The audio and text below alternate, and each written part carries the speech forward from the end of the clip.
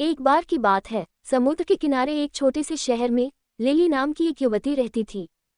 वह हमेशा से ही एक सपने देखने वाली महिला थी। अपने दिन समुद्र तट पर टहलते हुए बिताती थी, लहरों को अपने विचारों को धोने देती थी।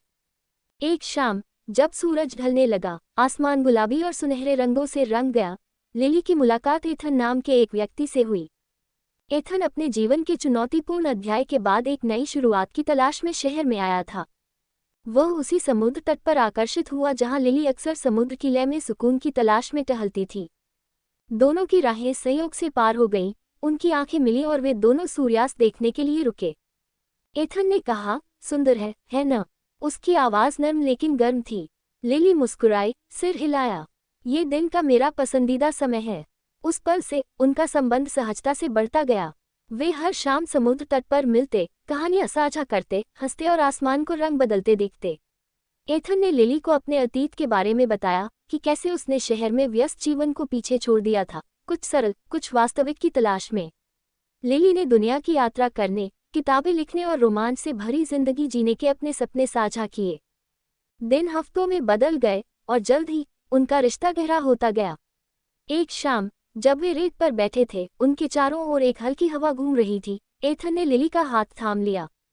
मैंने पहले कभी ऐसा महसूस नहीं किया, उसने स्वीकार किया। तुम हर चीज को सही महसूस कराती हो। लिली का दिल धड़क उठा। वह हमेशा अपने दिल के साथ सतर्क रहती थी, लेकिन एथन के साथ उसे सुरक्षित महसूस हुआ। मुझे भी ऐसा महसूस होता है, उसने फुसफुसाते हुए कहा। तब से वे अविभाज्य हो गए। साथ में उन्होंने नई जगहों की खोज की, शांत पल साझा किए और ऐसी यादें बनाई जो जीवन भर रहेंगी। उनका प्यार शहर के पास के खेतों में खिलने वाले फूलों की तरह खिल गया, मजबूत और जीवंत। एक साल बाद, उसी समुद्र तट पर जहां वे पहली बार मिले थे, एथन लिली के सामने घुटनों के बल बैठा, एक साधारण अंगूठी पकड़े हुए। क्या तुम मेरी दुनिया को पूरा कर दोगी? उसने पूछा।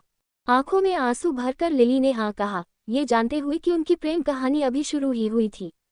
और जैसे ही लहरें किनारे को चूमने लगी, उन्होंने जीवन भर साथ साथ चलने का वादा किया, हाथ में हाथ डाले, हमेशा के लिए।